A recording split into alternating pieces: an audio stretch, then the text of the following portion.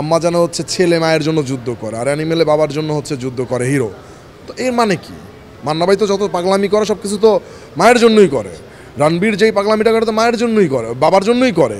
বরবাদ নামটা অ্যাকচুয়ালি মাথায় আসছে হচ্ছে গল্পের জন্য, গল্পের প্রয়োজনই বরবাদ নামটা আসছে। সব সিনেমা কি আপনার দেখা হয়েছে বলতে পারবেন?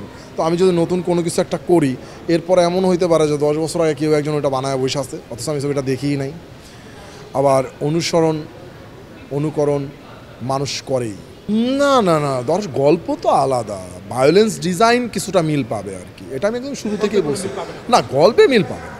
অ্যানিমেলে যেমন অনেকে বলছে অ্যানিমেলে যেমন বাবার প্রতিশোধের জন্য এক ধরনের ধরেন না না এগুলো এখানে সাকিব তার প্রিয়তমার জন্য এক ধরনের অ্যাগ্রেসিভ হয়ে গেছে, এই প্লটগুলো মিলে মিলে খুঁজে পাচ্ছে এরকম। আবার কেজিএফ তো মায়ের জন্যই যুদ্ধ করে নাকি? সো এখন কেজিএফ আর অ্যানিমেল আপনি মিলাইতে পারবেন? তো এগুলো আসলে কোনো কিছুই না। এরকম অসংখ্য সিনেমা আছে বাবার জন্য ছেলে যুদ্ধ করে। আম্মাজান সিনেমা যদি আপনি দেখেন মায়ের জন্য পুরা যুদ্ধ করে। এখন কি আম্মাজান দেখে অ্যানিমেল বানাইছে?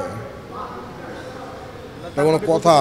দর্শক নতুন কিছু একটা পেতে যাচ্ছে অবশ্যই নতুন কিছু, কিন্তু আপনি ধরেন এই যে ব্যাপারগুলো, প্লটের ব্যাপারটা যে বললো, এই যে প্রেমিকার জন্য যুদ্ধ করে আর অ্যানিমেলে হচ্ছে বাবার জন্য যুদ্ধ করে। আমি তো আপনাকে একটা অনেক বছর আগের একটা হিট সিনেমা বললাম, আম্মা জানে হচ্ছে ছেলে মায়ের জন্য যুদ্ধ করে, আর অ্যানিমেলে বাবার জন্য হচ্ছে যুদ্ধ করে হিরো।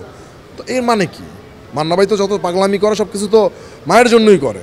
রণবীর যেই পাগলামিটা করে তো মায়ের জন্যই করে, বাবার জন্যই করে। আপনি কেজিএফ দেখেন তো, এখন এগুলা না, এগুলা খুব মানে এগুলো কোনো কথাই হইতে পারে না। আর এগুলো যারা বলে এরা আসলে সিনেমার ভালো চায় না, এরা আসলে ধ্বংস চায়, অথবা হিংসা করে বলে, যাই বলেন না কেন এই টাইপের কিছু। সত্যিকার অর্থে তো আসলে এরকম হইতে পারে না। কদিন আগে সেন্সর নিয়ে একটা জটিলতা শুরু হয়েছিল, গল্পটা আসলে অনেকে জানে না, আপনার মুখ থেকে শুনতে চাচ্ছিলাম আসলে কি হয়েছিল ওই গল্পটা। আসলে কি সিনেমার কোনো কর্তন করতে বলেছিল নাকি যেইটা হয়েছিল এটা আমাদের যে প্রোডাকশন হাউস, ওনাদের যে অফিসিয়াল পেজ আছে ওইখানে ওনারা একটা লিখিত স্টেটমেন্ট দিয়ে দিচ্ছে যে আসলে এই ব্যাপার। তারপরেও মানে আপনার তথ্যে কোনো কিছু আছে কিনা? কারণ না, ওইটাই ওই যেটা বলছে ওনারা ওইটাই। আমরা তাহলে কোনো কর্তন পাচ্ছেন? আমি তো বললাম, অনেকবারই বলছি যে 16 সেকেন্ডের একটা কর্তন পাচ্ছেন আপনারা। আহামরি কোনো ক্ষতি হবে না, আহামরি কোনো ক্ষতি হবে না। এটা তো ভালো লাগার জায়গা এবং আমাদের গর্ব করার জায়গা যে আমাদের একজন সাকিব খান আছে যে প্রত্যেকটা সিনেমায় নিজেকে ভাঙতেছে। দেখেন বরবাদ, আবার দেখেন তাণ্ডব, দুটো আলাদা মানুষ।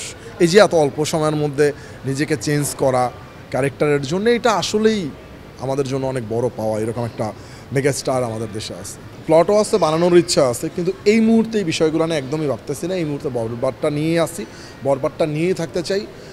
দোয়া করেন বরবাদটা সাকসেস হোক, সাকসেস হওয়ার পরে হয়তো বা নেক্সট কোনো কিছু।